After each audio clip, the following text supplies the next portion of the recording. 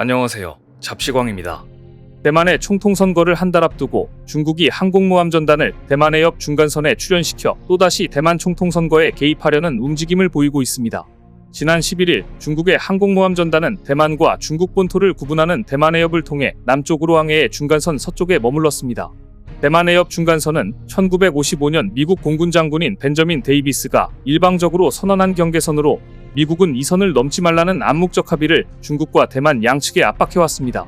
하지만 중국은 대만 해협이 국제수로가 아니며 자국의 내해라고 주장해왔는데요. 최근 중국군의 동향은 아예 이 중간선의 존재를 인정하지 않는 것은 물론 중간선의 소실을 노리고 있다는 진단이 나올 정도로 위협적입니다. 반대로 대만의 경우에는 이 중간선이 유지되지 않으면 방어선은 후퇴할 수밖에 없기 때문에 어떻게 해서든지 지키려 하고 있는데요. 그런데 중국 항공모함전단이 중간선에 출현한 때는 다음 달 13일 실시되는 대만 총통선거가 코앞에 다가온 시점이었습니다. 현재 대만 총통선거는 중국으로부터 대만의 정치적 독립을 추구하는 집권민진당, 중국과 밀착을 추구하는 국민당, 중국과의 대화를 주장하면서도 중도 노선을 따르는 민중당 간 3파전 양상을 띠고 있습니다. 아직까지는 현재 집권민진당의 라이칭더 총통 샤오메이친 부총통 후보가 지지율 선두를 달리고 있지만 중국이 이렇게 총통선거를 코앞두고 항모를 통해 무력 시위에 나선 것은 어떻게 해서든 자신들에게 유리한 국면으로 선거에 영향을 주려는 의도라고 파악됩니다. 그런데 이번 항모전단에는 해외에서 갖은 진상을 부리고 다니며 악명이 높은 산둥함도 있었습니다. 중국은 최근에도 자신들의 두 번째 항공모함인 산둥함 띄우기에 여념이 없습니다. 올 봄에는 산둥함에서 전투기와 헬기 등 함재기 620여 대가 이륙했다고 홍보하면서 함재기 출격 기록을 갱신했다고 자랑하기도 했습니다. 하지만 산둥함이 실체는 함재기로 헬기를 사용하는 반쪽짜리 항공모함에 불과한 것이 사실입니다.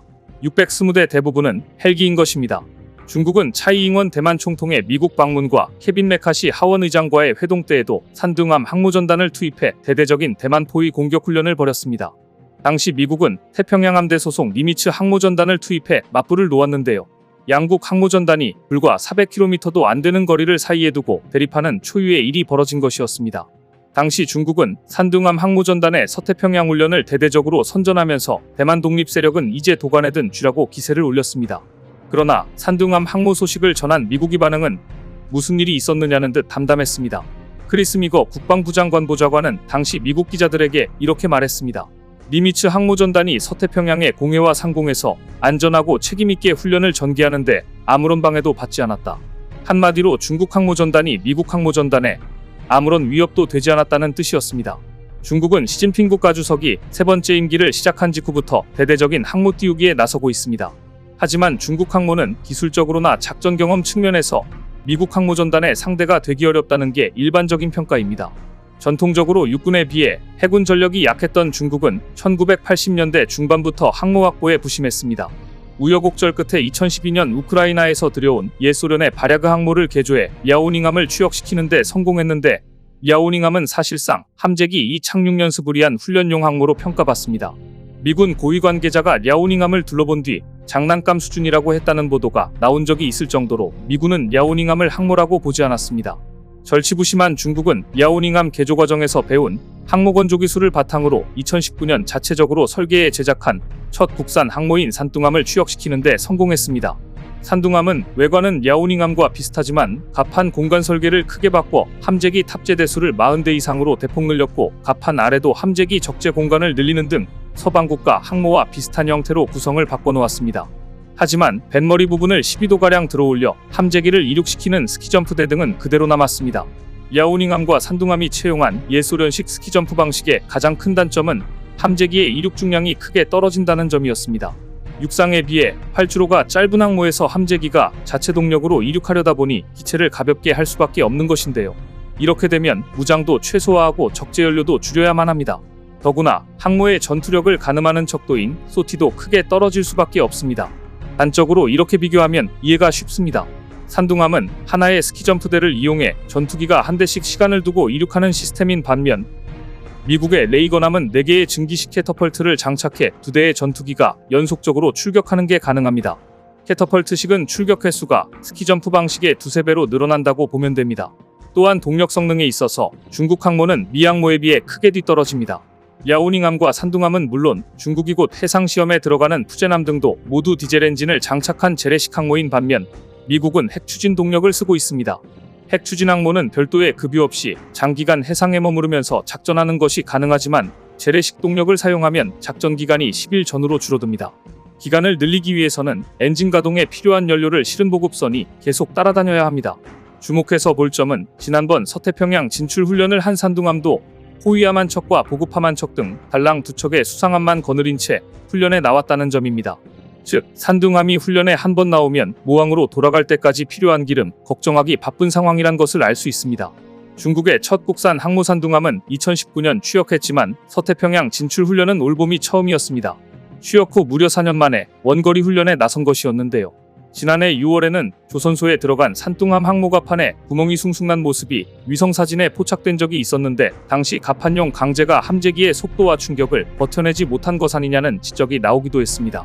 선체를 구성하는 강제의 금이가 침수가 있었다는 소문이 나돌기도 했는데요.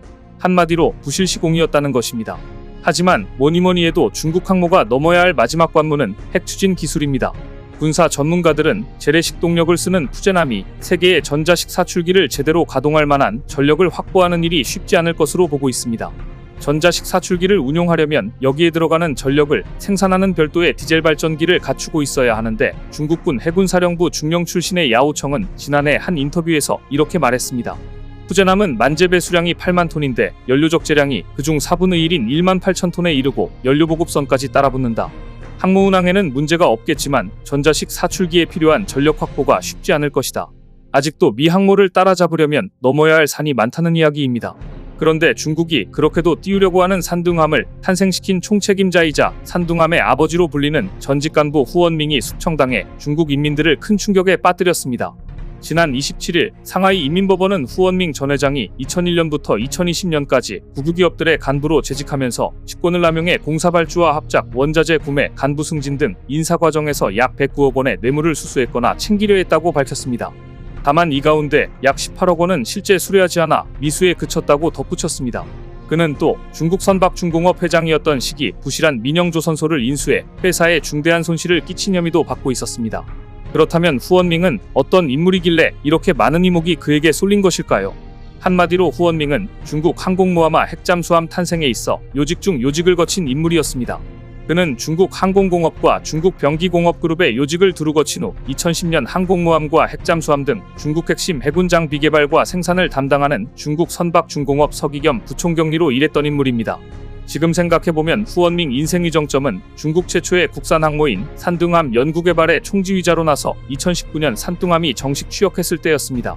중국 최초 항모인 랴오닝함이 미완성 항모를 사들여 개조한 것인데 반해 산둥함은 중국 최초의 독자 기술로 건조된 항모로 중국 해양 굴기에 이정표를 세우며 해군력 증강에 중대한 역할을 했다는 평가를 받았고 그래서 총책임자였던 후원밍은 산둥함 개발로 단숨에 국민영웅으로 떠올랐습니다.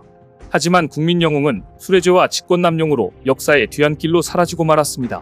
일각에서는 후원밍이 산둥함 개발을 진두지휘했고 6회 공군, 3군의 군사장비 건조에도 관여했다며 그의 낙마가 국가기밀 유출과 관련이 있는 것 아니냐는 의혹을 제기하기도 했는데요. 이렇게 중국 첫 국산 항모를 탄생시킨 국민영웅마저 숙청되는 등 엄청난 회오리가 펼쳐지고 몇십 년 동안 중국군에 충성해온 간부들이 하루아침에 사라지는 일이 벌어지고 있는 반면 최근 한국에서는 정반대의 안타까운 소식이 들려왔습니다. 국산 초음속 전투기 KF-21 보라매 사업의 타당성 조사와 발전 방안 연구 등을 총괄하던 한국국방연구원의 고병성 획득사업 분석단장이 과로로 쓰러진 것입니다. 병원으로 후송됐지만 뇌사 판정을 받은 것으로 전해졌는데요. 그는 KF-21 전투기 사업 분석단을 이끌어왔고 최근 KF-21의 첫 양산 사업에 대한 타당성 조사 연구와 관련해 마음고생이 심했던 것으로 알려졌습니다. 고 단장은 양산하면서 미사일 성능도 업그레이드하면 된다는 개발 사측과 절충안을 찾으려 수일간 밤을 새웠다고 합니다. 무기체계 전문가로 지난 20여 년간 카이다에서 근무한 그의 손을 거쳐간 주요 무기만 4개에서 5가지는 되는 것으로 알려졌습니다. 한국국방연구원은 탄도미사일 개발에 참여했던 한국국방과학연구소 연구원이 지난 21일 실험 중 폭발로 순직한 사건에 이어 국방 업무에 종사하는 또 한 명의 이름 없는 영웅이 일터에서 본분을 다하다 소천했다며 안타까움을 표명했습니다. 국방 업무에 종사하는 연구인력에 대한 두 나라의 상반된 평가를 보여주고 있습니다. 현재 중국에서는 자기들의 국산 첫 항공모함을 탄생시킬 정도로 국가에 헌신했고 한때 국민영웅으로 떠받들었던 인물까지도 하루아침에 숙청할 정도로 피바람이 불고 있습니다. 대체 중국군 내부에서 어떤 일들이 벌어지고 있는 것인지 이 편에서 더 자세히 다루도록 하겠습니다. 오늘 준비한 소식은 여기까지입니다. 댓글을 통한 여러분들의 많은 의견 기다리겠습니다. 시청해주셔서 감사합니다.